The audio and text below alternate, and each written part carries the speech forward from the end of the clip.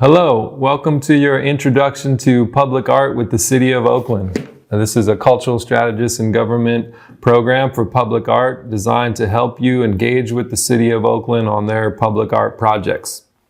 My name is Sorell Raino Tsui. I'm the director of ABG Art Group. We're a local art consultant and producer. I'm also an artist myself. I have an ongoing practice, and I'm the cultural strategist fellow for public art for this program.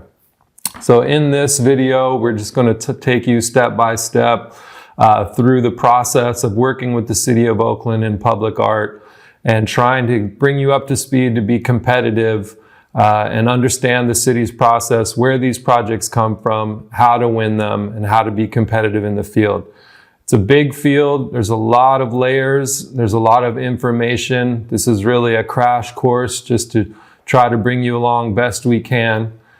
Please refer to the long format workshop videos that we also have on the city's website, as well as other resources and links in the worksheet. There's a PDF worksheet that goes with this video. I highly recommend you print it out or pull it up on your computer and kind of follow along as we go. Take notes, help you digest the information, refer to it. It's a resource for you to learn and to understand this field of public art. As a founder of ABG Art Group, we've been very active in public art around the City of Oakland. We produced a lot of murals, a lot of permanent pieces. I started as a gallery, so we've been in the field in Oakland for a very long time. We've been working with a lot of artists, helping them develop, helping them learn the field. My door is always open, and you're welcome to hit me up anytime, abgartgroup.com. So whether you are a muralist, a painter, or a sculptor, a weaver, or a photographer, you can compete in the field of public art. Not only can you, but the City of Oakland wants you to. The city is trying to enhance its pre-qualified pool, invite more emerging artists, younger artists, more artists of color, more artists from diverse backgrounds. We want you all in the pool, and we want you all competing on these city projects. So don't think that because you don't have a history in public art that you can't compete in this field. You can. You just have to know how to put the pieces together and how to think outside of the box, if you will, in terms of your medium and how it translates into public art. This is a challenging field. There's a lot of layers of administrative and management needs, but don't let that scare you. You absolutely can do this. I have a long history of working with emerging artists, especially muralists, even artists that come from a graffiti background, and helping them learn and adapt to the field of public art. It's not beyond you. You can do this. It just takes drive, determination, and organization. Success in public art takes patience, vision, and the ability to assemble and manage the right partners to execute your vision. You're not alone, and the resources are all around you. In this manual, we'll lay out the process and the path to engage the resources you need and put you in a position to compete. There's various supporting documents and links and resources attached in this video and in this document. I strongly encourage you to read through everything, do your own research. It's not a field you can just jump into without preparing yourself. The artists that typically find the most success in public art are the ones that have planned thoroughly. We believe in you. The city wants you. So jump in this process with us and discover a new medium of expression and a new and exciting skill set for you to further your artistic talent. Welcome to Public Art with the City of Oakland. So, starting things off is the Civics of Public Art. So, what is public art in the City of Oakland? So, public artworks are artworks that are created in public spaces, typically of permanent mediums. The criteria for most public art projects is that they be permanent mediums. That means they're maintainable and available for the public viewing and for the public to engage with. So what does permanent mean? It means it can't be painted over, washed away, or degraded easily.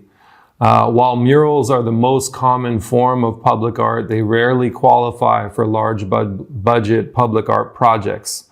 That's why most public art, city-funded public art projects are sculptures, bronzes, mosaics, things of that nature. But don't let that deter you. You'll find throughout this process that being a muralist is not a disadvantage. It's actually an advantage because you've been active in the field. You can imagine your work at large scale.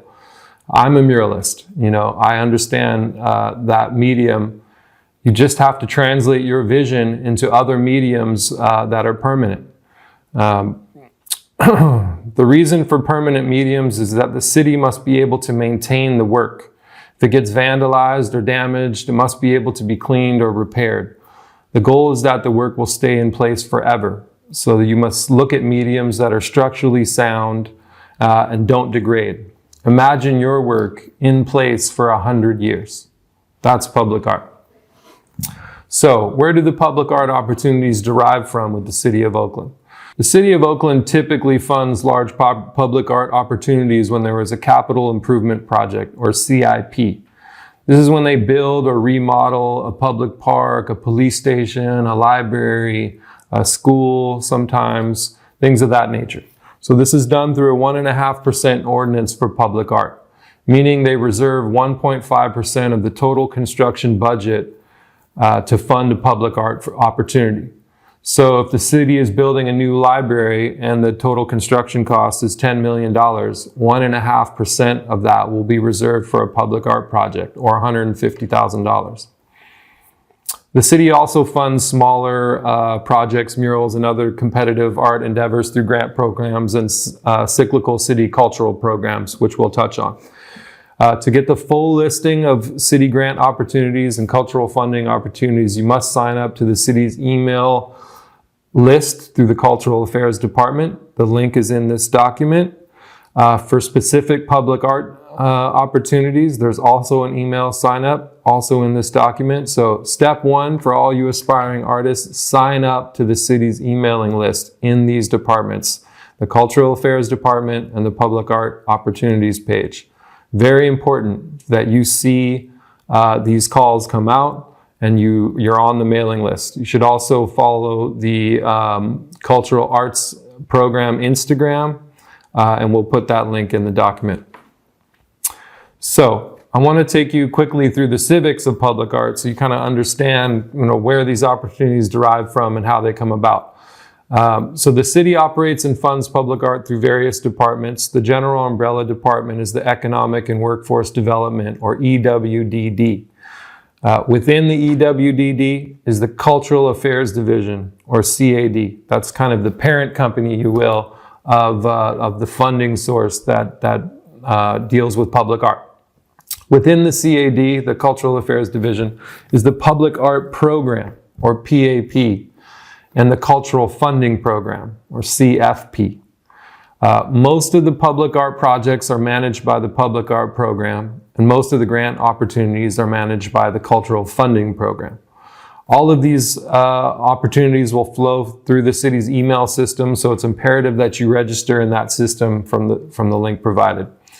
And you monitor and check back with the city's websites and review the opportunities that are available. All are time sensitive, so you have to apply within the given window, and no exceptions will be made by city staff. So if you're not on top of it, if you missed it, then you missed it. Now, the city's public art program is where the 1.5% projects typically flow through, and it is with the PAP you would typically apply for larger projects. It is the goal of the program to engage with artists like yourself. Here's a quote from the City Ordinance Program principles. They desire to enrich the city's visual environment, celebrate and enliven our neighborhoods, integrate creative thinking of artists into the built environment, provide means for residents and visitors to enjoy and experience the city's cultural diversity, and provide career and economic opportunities for professional artists. End quote. Doesn't that sound good? That sounds good. They're looking for you, so don't think that they're not. All right, some other key terms and governing bodies that you need to know and understand. The Public Art Advisory Committee. This is a volunteer body of arts professionals that will oversee and evaluate all public art projects in the city of Oakland. It's Public Art Advisory Committee, or the PAC. The Cultural Affairs Commission is made up of cultural leaders to help guide all things related to culture in Oakland. That's the CAC, or Cultural Affairs Commission. Two other terms that I really need you to understand are, if you don't know already, RFQ and RFP. An RFQ is a request for qualifications.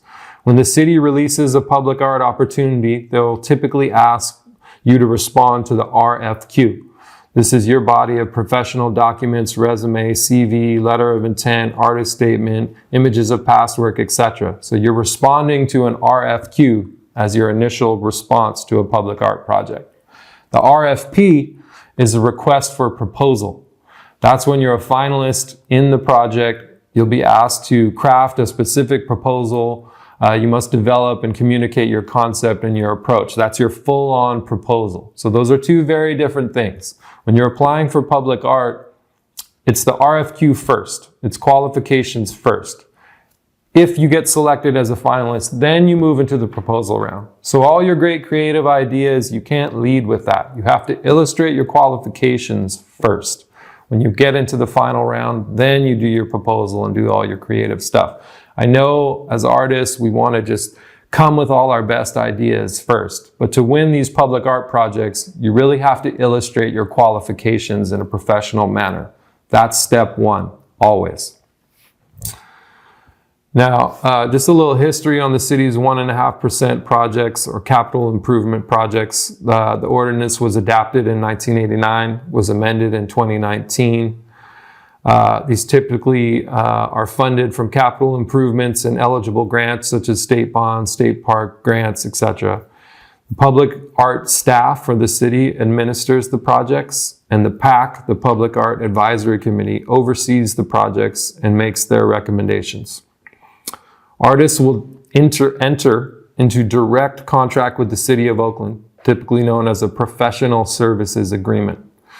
Most projects are competitively bid from Oakland's pre-qualified pool of artists. So we want you to get into that pool.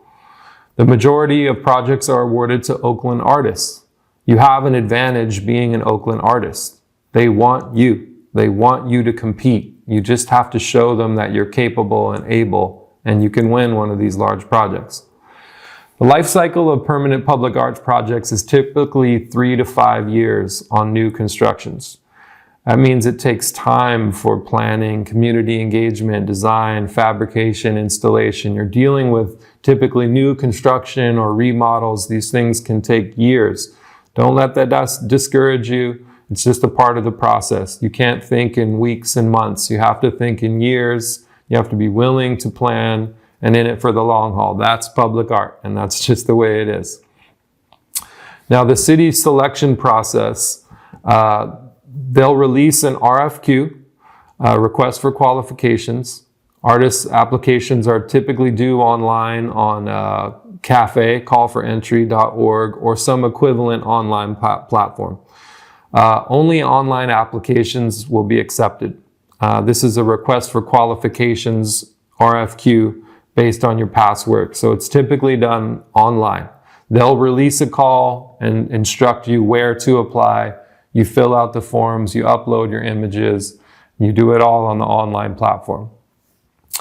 Now, phase one is the selection of finalists. A panelist of artists or art professionals will meet to review the submissions and recommend artists for inclusion in the artist pool for the project. The recommended artists must be approved by the PAC. So every project is a little different. Sometimes there's community stakeholders, sometimes it's just city officials, or it's a specialized panel put together for that specific project. So every project is different, and they usually have a different selection panel. The finalists will be reviewed and approved by the Public Art Advisory Committee, or the PAC. So you have to understand who the stakeholders are for every project. They're always different. So, applying for projects. That's what we're all here for. Your art is a business. You are a business. If you're an individual artist, you are a small business. You have to understand that, and you need to operate like one. That means you need to be professional. You need to show and illustrate your ability to compete at this level. So when you're applying for a project, like we said, the initial phase is the request for qualifications, or the RFQ. Every project starts with the RFQ. In the RFQ stage, you're only submitting your qualifications, your resume, your bio, your statement of interest, examples of your work. There's no option to submit a proposal or design that you would like to create for this project. This phase is only qualifications and examples of your past work. You may want to allude to your concept in your statement of interest when you're explaining your approach or how you want to go about this project, but this is not the time to cast a big vision or come with this whole creative concept. You're simply illustrating your abilities to compete. The RFP stage is when you get into the actual creative concept. That's the second round, or the request for proposal stage. It's of the utmost importance that when you're applying for projects in the RFQ phase, that you package and present your work in a professional manner. It's really like a job application. They're literally asking you for your qualifications. If you present your qualifications and they're messy and unorganized and unprofessional, you're already making a bad case to be selected. So how can they consider you for a large budget project if your paperwork is not in order? So create your documents, proper resume, or CV, a compelling bio, a unique artist statement. What's interesting about you? Clearly lay out your abilities. Why should you be considered? What do you have to offer, and why does it matter? If possible, and I highly encourage you to kind of standardize your documents. If you have a logo or some type of font or some type of way to make them all seem uniform, that's good. You want your documents to be in order, to look professional, to be neat and tidy. If one of them is a PDF and one's a Word doc and one's this and that, then you look messy. So get your documents in order, get them uniform, get them looking right, submit them all together. So when you apply to an RFQ, they'll select a group of finalists to move into the second round, or the RFP phase, the request for proposal. If you're selected in this phase, that's when you get to really develop your concept and tell the story of exactly what you want to do and what you intend to create. RFP scopes typically include a full project narrative, a budget, a concept image, renderings, materials and methods plan, maintenance plan, most importantly, your fabrication partner, your team or method, as well as your supporting documents, which we'll elaborate on later in this worksheet. This is your opportunity to really sell your vision. Just like the RFQ phase, it's super important that all your documents and submissions look clear and concise, professional. Look for help. Step outside of yourself. If you gave your proposal to someone not in the art world, could they read through it and clearly understand what you're trying to do? Could they? Make it clear, make it easy to digest. Strong, clear communication is best in this phase. Okay? People need to understand what you're trying to do. What I find with artists is that they're full of imagination and creativity, but they're not great at communicating their ideas. They think people understand and they get lost in their own heads. You have to simplify your message and really drive home exactly what you intend to do and how you intend to do it. Put it in layman's terms. Make it very easy to understand. The people need to be able to read your proposal and know exactly where you're going with it and how you're going to do it. Does your proposal illustrate clearly your vision? This is a question you need to ask yourself. Now, if you are an RFP finalist, you'll craft your proposal, and we'll touch on that in more depth in a minute. But typically, you're going to move into some type of interview or presentation phase. This is where you get to personally speak about your vision and explain in depth what and how you intend to create your piece. Public speaking is not easy. I understand. Everyone's afraid of it, but it's a big part of winning these projects. You have to learn how to speak clearly with confidence and make the panelists believe in you that you can handle this project, you can handle this budget, and you can execute on it. So it's really important that you prepare yourself to answer questions and deliver these messages in person and explain your vision, explain your process, and make people believe. Practice public speaking. Take your proposal, sit your family and friends down, read it to them, field their questions. Did they understand? Was it clear?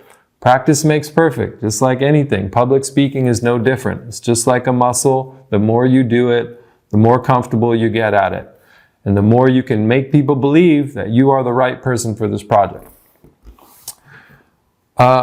Lastly, I would say about the RFP process and just applying for projects in general is that you have to apply to a lot of projects. You're not going to win the first one that you apply for, most likely. But it's about repetition. You know, you want to get in the rhythm of applying. You want to get in the rhythm of writing these artist statements. You know, you'll probably take 10 applications before you get into the second round. And it'll probably take 20 before you win one. But that's okay. That's all part of the process. Don't give up. Don't get discouraged. Don't lose hope. Just keep applying and keep getting in that rhythm and get more and more comfortable pitching and talking about your work and clearly illustrating your visions. All right. So that's a bit about proposals and RFPs and RFQs. So now we're going to really dive into how you make an actual proposal. So there's a lot that goes into this. I highly recommend you do a lot of research. You watch the long form workshop videos that we did. In this kind of condensed crash course, we're moving really quick, but we're going to do our best to just lay it all out for you. So you submitted an RFQ. They liked your qualifications. They invited you into the second round to craft an RFP.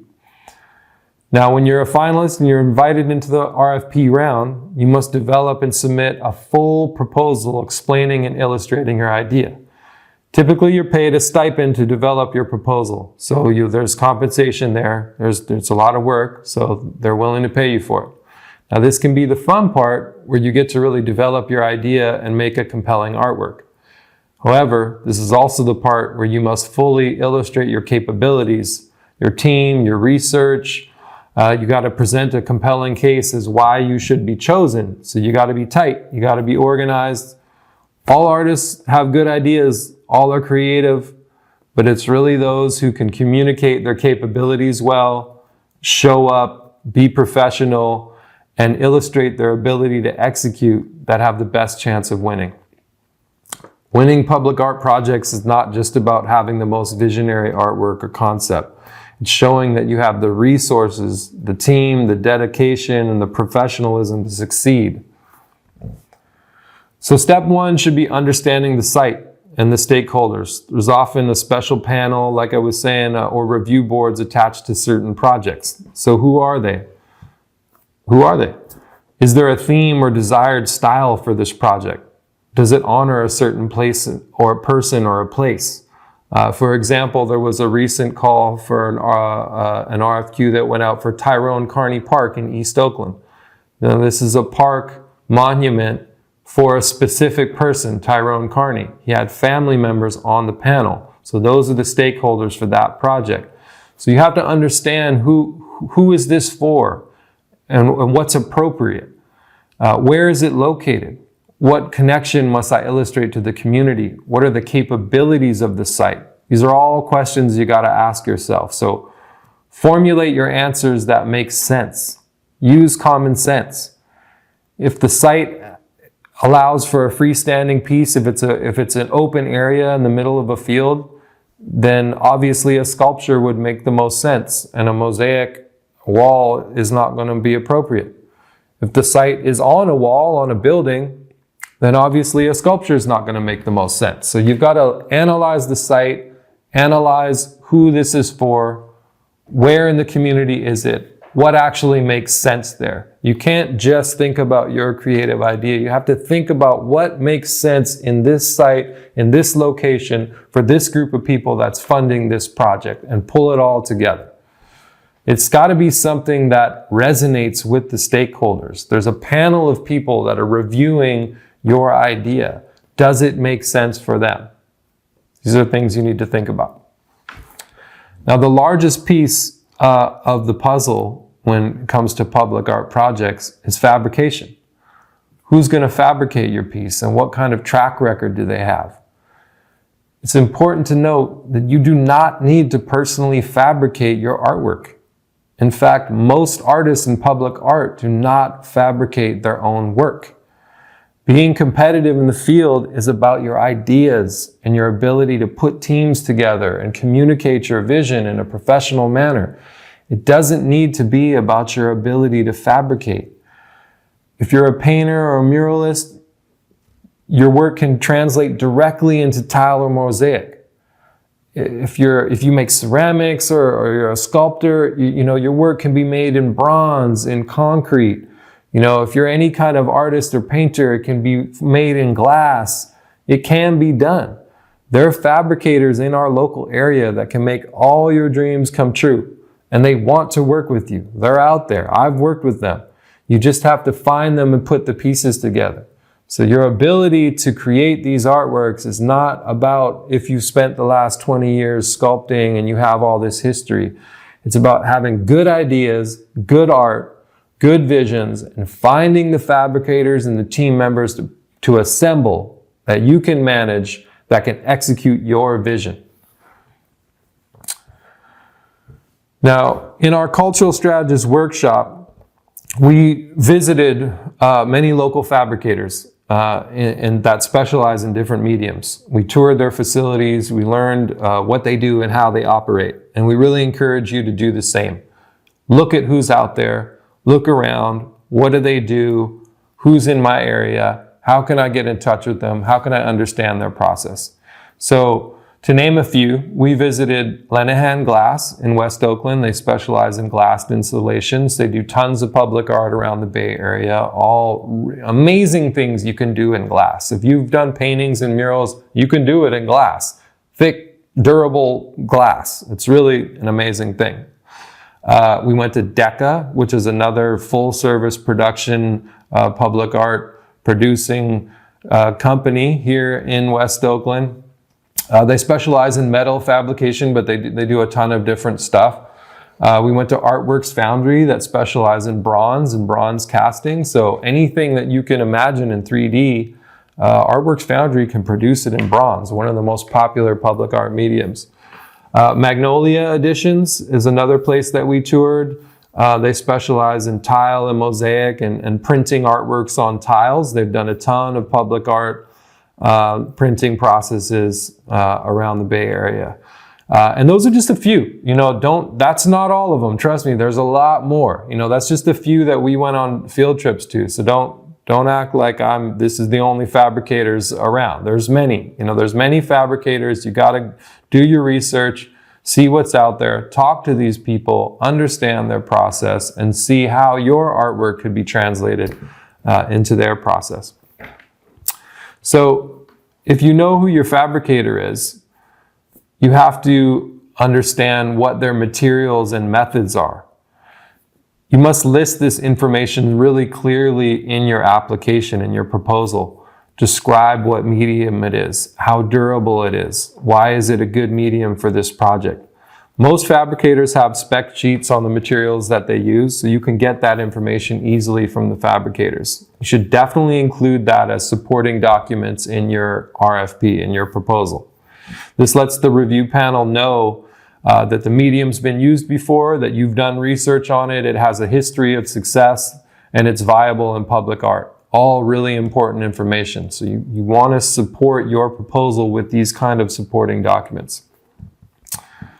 Building a team, like I've been saying over and over, your team is so important. I know that as artists, we tend to just kind of be in our own silos and think that we just create and that's what we do. And that's true. But when you're dealing with public art, It's really more of a team effort. And your ability to assemble and manage a team is crucial to your success. One of the key members of your team can be a project manager, advisor, or a consultant. Public art consultants are a valuable resource of knowledge for you. They've been through it. I've been through it. I'm a public art consultant. I understand what it's like. And so I have a lot of knowledge to share with you, so especially if this is early in your career and you haven't been through it before. You're going to want to bring on a consultant or a project manager that can help guide you through it. They've got a ton of resources. They typically know a lot of fabricators. They have their own networks. They can help you navigate the legal, the contractual, the insurance, all that stuff. So try to find a consultant that understands you, that you like, that you trust, and bring them onto your project. It's very valuable for you in the early stages of your career. Now, as you go and you do more and more projects, you might find that you don't need them anymore because you've understand and you've been through it. And that's great. You know, we want you to get to that point where you need less and less people. But in the early goings, if you're trying to compete in this field, you need to assemble a team of professionals that can really help you execute. Now, most public art projects have an engineering component to them. Interfacing with architects and engineers and other professionals can undoubtedly be a part of the process. Don't be intimidated by that. They're all there to help you bring you along and ensure that your project is quality, structurally sound, all of that. Your piece probably has some engineering needs. You may need to hire an outside engineer to evaluate your concept. This is part of assembling your team, vetting the concept, making sure your piece is structurally sound, can stand the test of time. You must be able to communicate that your piece is not at risk of failing or degrading, and that it's permanent. So that's where the engineers come in. They give you that professional backing that the piece is sound. Now, installation of your piece is another component of the process. How is it installed? Who will lead installation? Do they have experience? Having third-party installers is highly recommended. It's a crucial part of production and not something that you want to just, do on your own. It's not a DIY process. Installing a large public art piece is a major happening. Now, most of the fabricators that you would work with know installers or have installer teams that are familiar with their medium. So you can work with the fabricator that you're working with, and they can probably help guide you to the right installer. Outside of that, there's professional installation companies, and that's something that you need to consider. It being installed properly is very, very important, obviously. Also, in your developing a proposal is renderings and illustrations. So a written project narrative will be needed to fully sell your idea. You really can't rely on people's imaginations to understand you. So you need to write out your whole concept, vision, and then do illustration renderings that really bring it to life. You've got to do this to really articulate what it is you're trying to do so people can really understand. This is extremely important when you're trying to win a project. Can the stakeholders understand your concept? Is it clearly communicated in the rendering and the statement? Does the rendering answer the questions that people might have, or does it create more questions? Ask yourself that. Make sure your renderings and your statements clearly represent your idea and tell the story effectively. These are your primary tools in selling your idea, are your written statement and your rendering. Everything else, fabrication documents, installation, engineering, project management, all that stuff, that's all kind of supporting documents, right? That has to be in your proposal. But your written statement and your rendering are what your concept is all about. Make sure they are good. Make sure they are quality. Make sure they communicate the vision very clearly. Don't leave it up to anyone's imagination. Make sure it's clear. Now, further in your proposal is going to be your budget. Now, a project budget can be super complicated. There's a lot of factors that determine the construction of your budget. the cost of materials and fabrication, installation, project management, insurance, artist fees, the list goes on and gets very detailed. It's up to you to really use your common sense to see what needs to be included. Not every budget, it's not a uniform process. Not every budget is the same. Not every budget is different. If the piece needs transportation to the site, that's a budget item. If it doesn't need that, then it shouldn't be included. So you got to use your common sense. What should be in your budget and what shouldn't. Developing your budget is really an opportunity to think about everything it will actually take to bring your piece to life. You also must openly acknowledge your pay, the artist fees. The city wants you to make a living wage as an artist on your project. They want you to be paid well. So don't be afraid to state what you intend to make. You actually must state that very clearly. However, there's certain unspoken rules in the public art field about how much an artist should be making on a project. Typical artist pay is somewhere between 15 and 30% on a project budget. So if the project budget is $100,000 and you're stating your artist pay is $50,000, then that's 50% of the budget. It's too much.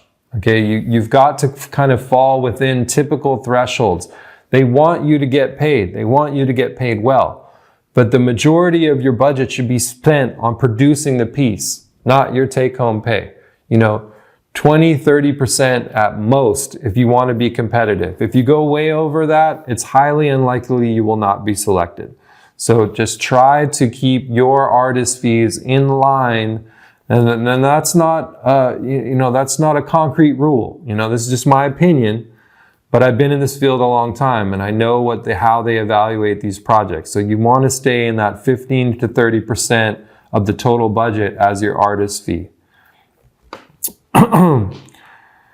I know a lot of these projects have large budgets, and it's really enticing to kind of say, well, this is the only project I might have for 2 years, so I need to make, so much, but you really can't look at it like that. You have to look at it like it's an opportunity to spend a lot on a medium and on a project that you wouldn't typically have the money to create. The money is there for you to do something new and exciting with a permanent medium. It's not there for you to make 80% of the budget. It just doesn't work that way. So you can make good money, but you've got to spend a lot on the production of the piece. Now, in this work list, there's a supporting document called the Contracted Artist Checklist. It clearly outlines the budget items you may need to consider. Review this document and cross-reference it with the project you're applying for, and evaluate for yourself which items should be included in it or not. There's a lot that can go into a budget, and you have to break it down and submit a budget with your proposal. Now, you don't have to get super detailed like every item on the checklist, but at the bare minimum, your budget needs to have fabrication, engineering, your artist fees, project management or consultants, installation, insurance, and maintenance. Okay, bare minimum, and typically a contingency. A contingency is, a little reserve for unforeseen problems. So those are the items that no matter what you're applying for, you need to have all of those items. Okay, fabrication, engineering, artist fees, project management, installation, insurance, maintenance, and a contingency. If you don't have that, at least, there's going to be a lot of questions about your budget. So make sure you include those. All right. Now, packaging up your proposal. Just like the RFQ stage, the professional manner in which you package your proposal is super important. Is the information formatted appropriately? Are all the supporting documents clear and comprehensive? Are all my documents standardized? Do they communicate well and tell the story of my vision? And do they illustrate your ability to execute this vision? Give your proposal to a friend or family member. Have them read it. Did they understand it? Was it clear? Prepare yourself to answer the questions that are going to come up in your interview. The in-person interview is your best opportunity to communicate your concept. Take full advantage of this process and clearly present your ideas. Speak clearly. Don't ramble. Stay on topic. Illustrate the key items that make your idea compelling and make sure that everyone understands you. I've seen so many artists present their ideas and they meander off topic and they don't clearly speak to what they're trying to do and how they're going to do it. You've got to practice explaining yourself with clarity. Strong communication is a key component to winning these projects. Learn how to clearly communicate your vision. Your proposal, at minimum, needs to include your project narrative and your artist statement. Okay, so that's where you're just writing about your whole idea, what you're going to do, why it's important, why it's culturally relevant, why it's important to you, why you have a great project narrative and statement. Okay, that has to be there. The rendering or illustration of your piece has to be in your proposal. People have to be able to see it and understand it. You can hire someone to do a professional rendering. If you're good with that type of thing, you can create it yourself, but you've got to submit a visual for your proposal. The budget, you've got to put, just like we talked about, you've got to submit a budget. You can keep it to the minimum pieces, but if your project calls for a more detailed budget, make it more detailed. Be thorough. Your team and your fabrication partner, okay, you've got to illustrate who these people are. You've got to write about who your fabrication partner is, their history, their expertise, why them, what they're going to bring to the table. Your team, your consultants, project managers, etc. Explain who they are. Give supporting documents, historical references. Illustrate that you have a team and that you're ready to compete. A materials and methods plan. So you have to give information on your materials. What medium is it? How has it been used in the field in the past? How does it stand up to the test of time? Materials and methods plan. And other supporting documents. Engineering, material specs, installation plan, all those types of things. So, to review, your RFP, your proposal, you're proposing on a public art project with the City of Oakland. At bare minimum, you've got to have your project narrative or artist statement, your written statement, really good renderings and illustrations of your concept, your budget, your fabrication partner and your team, who's doing this and how are they doing it, your materials and methods plan, all about the medium and the material and its durability, etc. And then your supporting documents, engineering, material specs, installation, etc. Okay?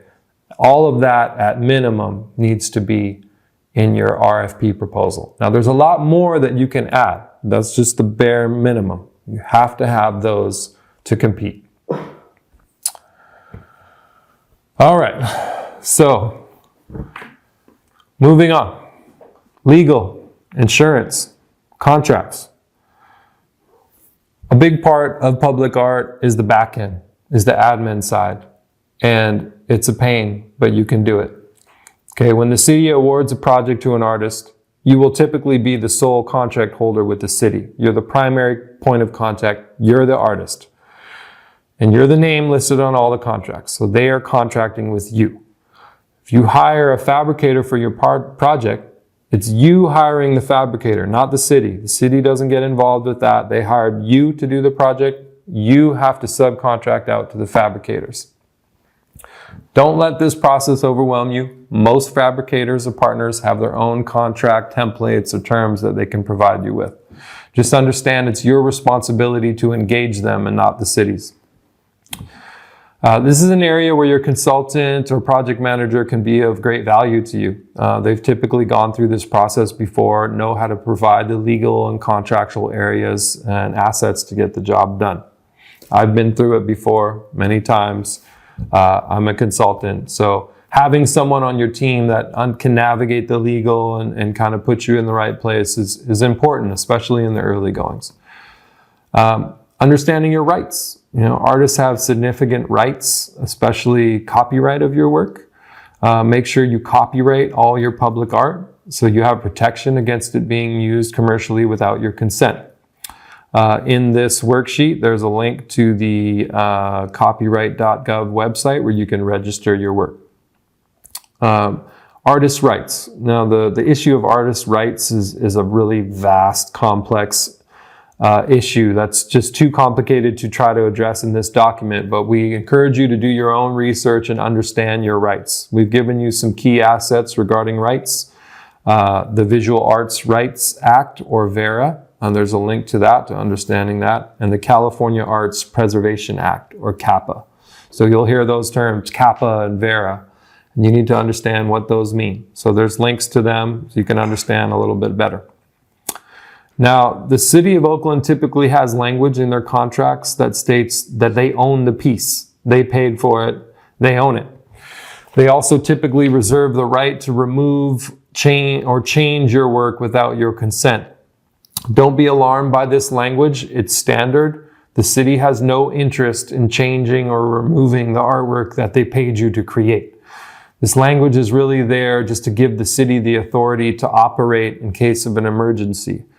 For example, there's a big earthquake. Your public art sculpture fell down and is blocking the access road for ambulances to get through. They need to be able to come in and cut your sculpture in half and clear the path. They can't be worried about the artist's rights when they need to do that. So it's for everyone's protection. It's not, the city's not going to change or alter your artwork unless there's a real emergency. So don't worry about that. Insurance. Insurance is going to be a required part of public art production. The city typically has insurance requirements baked into their contract, so you'll have to understand and know what your obligations are. Insurance agents are commonplace, so you can do your own research and investigate, who you want to hire for your coverage. This is another area where your consultant or project manager could probably help you out a lot. Insurance is a part of the program. And you have to figure that out, but your consultants can help guide you in that. So in this a supporting document in this worksheet is the Cultural Affairs Division Economic and Workforce Development Department Contract Artist Checklist for Public Art Commissions. So this is a checklist that they're going to give you to look through everything that they want you to submit. Okay, I covered most of this, but really read through this document.